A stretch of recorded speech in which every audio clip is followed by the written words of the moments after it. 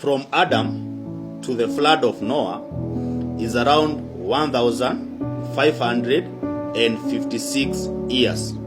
Remember, Adam was created siku ya sita. Sawa? So from there to the flood of Noah is around 1,556 years. Sawa? But where am I going with this? In Genesis chapter 9 from verse 1 inasema, God blessed Noah and his sons and said to them, be fruitful and multiply and fill the earth. And the fear of you and the dread of you shall be on every beast of the earth, on every bird of the air, on all that moves on the earth, and on all the fish of the sea. They are given into your hand. Verse 3. Every moving thing that lives shall be food for you. I have given you all things, even as the green herbs, but you shall not eat flesh with its life, that is, its blood. So it is after the flood that Mungu anaambia Noah na watoto wake, kama vile nilikuwa nimewapea green herbs for food, sasa nawapea every living thing that moves on the earth. Zitakuwa chakula chenu, but musiko mnakula mnyama na uhai, flesh na with its life, that is, with its blood. So for a period of 1,556 years hakuna mwanadamu walikuwa amewahi kula nyama. Sawa? So kina Methusela, kina Adam, kina Cain hawakuwa wamewahi kula nyama. Sawa?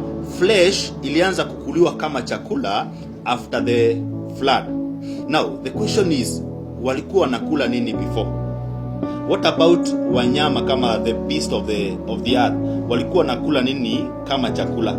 So in Genesis chapter 1 verse number 29 inasema, Genesis 1 verse 29, and God said, see, I have given you every herb that yields seed which is on the face of the earth, and every tree whose fruit yields seed, to you it shall be for food. So God is speaking to Adam, na anaambia Adam that, see, I have given you every herb that yields seed which is on the face of the earth, and every tree whose fruit yields seed, to you it shall be for food.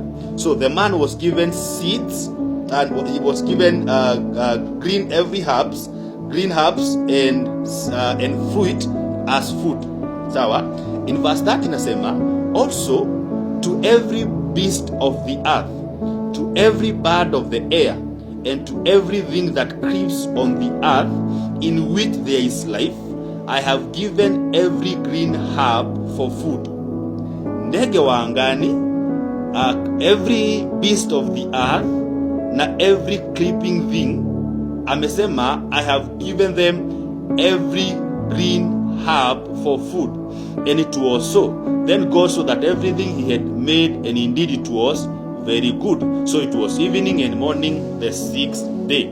But nataka uone ya kwamba the beast of the earth, wanyama, the birds of the air, na every creeping thing were given green herbs for food. Naye Adam alipewa green herbs na fruit for food. In short, before the flood, before the flood, hakuna mnyama ama mwanadamu walikuwa nakula mnyama mwingine ama nyama. Tulikuwa tunakula fruits na green herbs. But story ya kula flesh and wanyama kula wale wanyama wengine ilianza after the flood.